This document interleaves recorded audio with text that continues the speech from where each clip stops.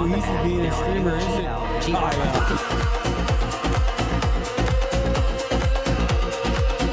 What's going on, everybody? I hope everyone's having a fantastic evening, afternoon, pre-noon, no matter where you are in the world. I'm Hassan Piker. This is the HASAN broadcast coming to you live from sunny California, Los Angeles, folks. We're live and alive, and I hope all the boys, girls, and MBs are having a fantastic one because today's a beautiful day. Today's a wonderful day. Today is another day. It's Thursday, April 23rd, 2026. And it's 10:54 a.m. and I am here. I am live. I'm the most problematic podcaster of all time. You already know what it is. Someone give me the live broadcast for Fox News. Apparently they're talking big shit again. It's so fucking funny. Oh my God. Every damn day of the week. Was engaging in a tremendous amount of social murder. Virtually every American has a similar experience, a shared experience where they have a loved one that spent their last days, instead of spending them with their family, spending it on the phone, talking to their healthcare provider, to maybe get a little bit of economic respite. With me now is Fox News media and political analyst Howard Kurtz and Fox News contributor Ben Domenech. There's a lot more to this podcast as well. And Ben, to some degree, it sounded like the Bolsheviks preparing to come after Tsar Nicholas. Look, Hassan Piker has become this significant influencer on the left, to the point that major candidates from the Democratic Party are having to answer questions about him, having to decide whether they're going to be on stage with him, be on his podcast, talk to him, etc. From what I can tell, he seems to be spouting the kind of just, not just horrible, on the moral level, but something that I think is politically an absolutely horrible thing for the Democrats to associate themselves with. He is talking about encouraging murder, encouraging theft, encouraging, taking things away, and he's doing it from this position that, quite frankly, I think, is arguing this to a bunch of people who are going to nod along because they are representing the elite opinion of the New York Times. And they want to be members of the cool kids. Exactly. They want that very much. Lost me with this. The Fox News opinion is pro CEO over over workers, which is not the elite opinion. Thank you, Fox News. Many things. And to give these crazy town views a platform, I can't fathom what the New York Times had in mind. And even worse is the romance tone of the whole thing. We're so happy you're here. Thank you for sharing your great intellect with us. Give me a break. Yeah, but here's what he said about Brian Thompson's murder and the fact that he thought that he could understand why some people were cheering it. Listen here. Because of the pervasive pain that the private healthcare system had created for the average American, I saw so many people immediately understand why this death had taken place. And that is the reason why I think the reaction to Luigi Mangione, especially by younger generations, was not so negative. I understand why this death it was a cold-blooded frickin' murder on the streets of New York. But also, this, if you have problems with the healthcare system today, you're complaining about Obamacare.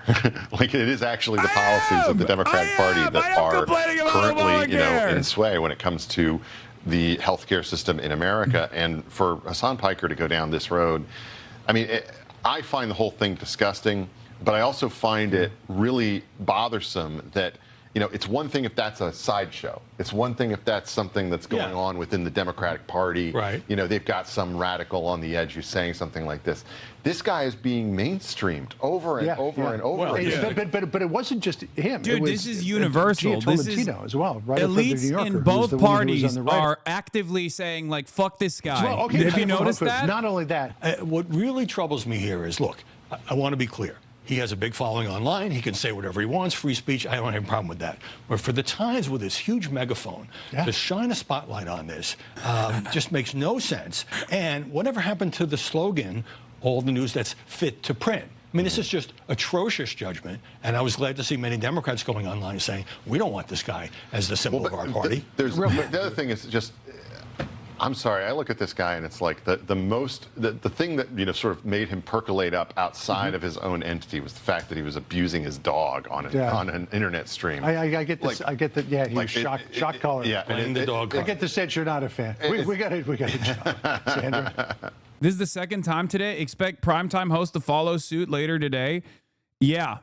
That is crazy. You got so much motion. They're doing the Kaya shock slop on Fox fucking News. I know. I love the completely heinous shit Republicans do on a daily basis, and they find what you say reprehensible. How does anyone take them seriously? I don't think you are supposed to take it seriously. I think that the people that take it seriously are insincere. The New York Times featured Hassan Piker declaring that he understands murdering healthcare executives like Brian Thompson, is citing Frederick Engels for responding to social murder. This is the same person who said U.S. deserved 9/11 and advocated for political violence. This is the same newspaper that effectively banned a U.S. senator for citing the use of military to quell violent protests, which was later done on January 6th, says Jonathan Turdley. It's not about making arguments. It's about telling people what the socially acceptable position towards you is. Yes, this is a disciplining process, okay? The 5 is going to definitely cover this as well. Every day we are moving closer and closer to Donald Trump coming out and being like, someone has to kill this Hassan Piker guy. But here's the thing. Here's the important factor. A lot of people are confused as to why this conversation is taking place. I've also played the fool when talking about it, but I know exactly why this conversation is taking place. Both the establishment elite in the Democratic Party and its gatekeepers in mainstream media want to have safeguards on what kind of conversation is appropriate and acceptable and what is not. This is a disciplining mechanism. My favorite media critic, Adam Johnson, obviously had some choice words on this issue as well. He was responding to Neera Tanden, saying, this whole Piker discourse has been embarrassing to every person who has tried to make him the spokesman for the Democrats. Adam Johnson says, people like to mock the triviality of the Piker discourse, but it's useful to see it as an elite moral panic / disciplining exercise. Tanden hired not one, but 2 architects of the Gaza genocide. CAP, Center for American Progress, is bankrolled by corporate America. These guys desperately needed to be 2015 forever. Absent a boss they can tattle to, their preferred method of disciplining, these manufactured controversies are all they have. That's all this is. The Overton window has slid completely out of control on the issue of Gaza, on the issue of Israel, and they're trying to do their very best to manage the conversation, to try to like pull it back, to yank it, right? And the more mainstream media outlets offer me any credibility or even a microphone to say what I want to say, the more they lose their fucking minds, not understanding that I already have the platform, right? It's right here. And many people in the media recognize that I have the platform, and that's precisely the reason why they don't actually mind giving me an opportunity to speak, because from their perspective, they benefit from it. They probably benefit from it more than I do, because these guys think that this is the only way to reach out to a broad audience. It's not. That used to be the case, but that's no longer the case. The Third Way Bulwark Daily Wire Anti-Hassan Alliance works because they're all actually conservatives who don't want a progressive politics to disrupt the feckless establishment liberal order. We will continue doing Hassan discourse until you are a desiccated husk being told that the next shitty candidate who loses to a fake Republican populace would have won if you had simply gone on my stream podcast show instead. That's the problem. Okay? They wanna put the toothpaste back in the fucking tube, and they can't deal with it. So they're trying to at least yell at anyone who even looks in my direction, who looks in the direction of this community. They're trying to say, don't talk to this person. Do not talk to this person, or we will come after you. Not realizing that every single time they do stuff like this, they end up boosting my profile, and it backfires on them because it causes boomers, some of which will hate me, obviously the Fox News watchers, to look at what I have to say and go, yeah, I don't really agree with it. Whatever, who gives a shit? I'll forget about it and I'll move on. But it also causes boomers to look at what I have to say and go, actually, this person is not so crazy. I don't know why they are presenting him as crazy. I kind of agree with him. So they're putting more attention and more eyeballs, and also causing people to negatively polarize against Fox News as well. Yeah, John Favreau says, 0 people have tried to make Hassan Piker the spokesman for the Democrats. He showed up at one campaign event with one candidate in a primary and Safarism interviews. What's embarrassing is the number of people on here treating him like he's a 2028 contender or the DNC chair. I said, I know no one asked me or cares about my opinion, but I don't want to be the spokesman for the Dems either. Also, the major problem here is Israel, 100%. Do not let anybody tell you otherwise. That is precisely the point here. It's actually the position on Israel that I hold, that I've maintained, that I've seen a lot of the public discourse and public sentiment shift in my favor. That is what they're fearful of. God forbid if people started seeing it in the same way for Medicare for all. God forbid people actually start viewing capitalism in the same way. That's the problem. They don't want that to happen. And they feel as though independent media is finally putting a dent through the fourth estate that has been able to normalize the systematic forms of violence that people are subjected to.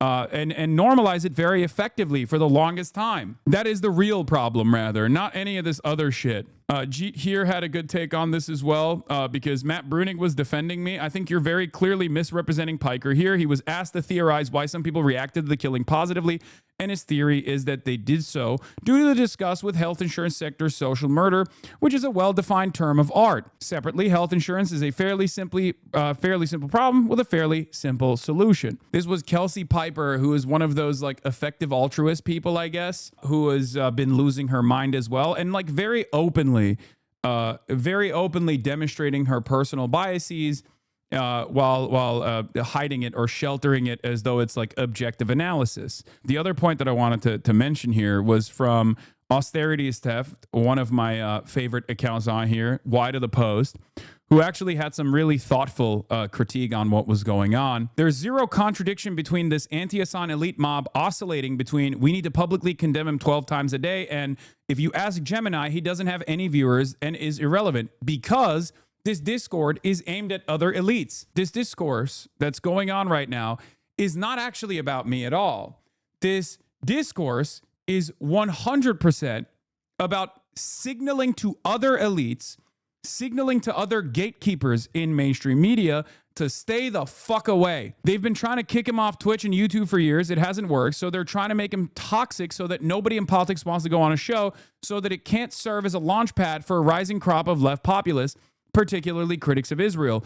The Israel-Trump war on Iran has only served to make this feel urgent or existential for them. Their power base is in terminal decline when it comes to public opinion. It's not surprising that everyone trading in this Hassan dumping represents a zombie politics on its way out. She's being cordial with an actual white supremacist, Richard Hanania, who said, Democrats, stop this, please. This is the road to hell. Richard Hanania is literally a race realist who has written extensively on the genetic inferiority of black people, okay? The type of person whose politics are so cancerous that simply switching from R to D should not automatically mean that this person is an ally.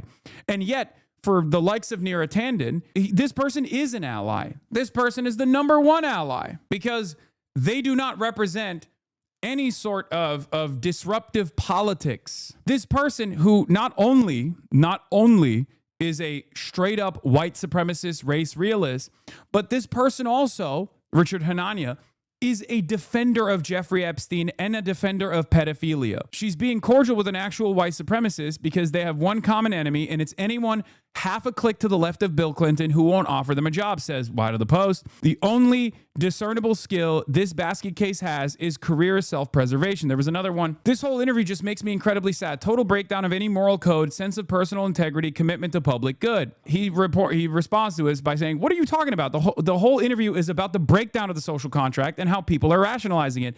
None of these people are actually endorsing a crime spree. How do people, professional pundits no less, not grasp that this is tongue-in-cheek? Complete breakdown of the social contract. If you crop out quotes, pretend that it's tongue-in-cheek line about the Louvre is literal, and reframe talking about a breakdown of the social contract as an endorsement of breaking the social contract, just look at what got cropped. Would you dine and dash from a local diner? Never, never. No, I wouldn't do that. If I saw somebody doing that, I'd probably pay for their meal. The discourse about this piece, goddamn, like so many elite commentators have mainlined so much Hassan hate clip stuff over the past month that they're now functionally illiterate. He said in this interview that he'd never actually steal even a candy bar because of his parents.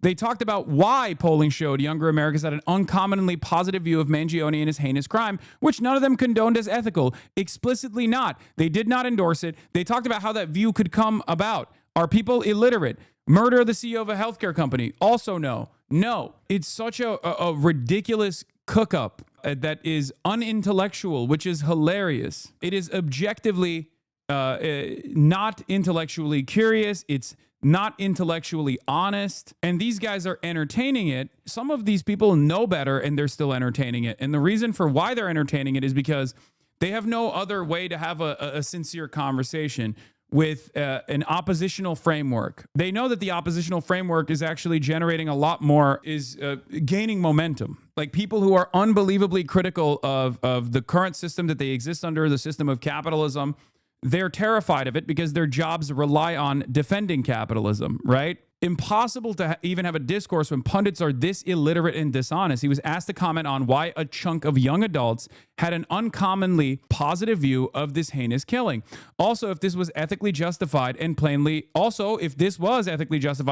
said so.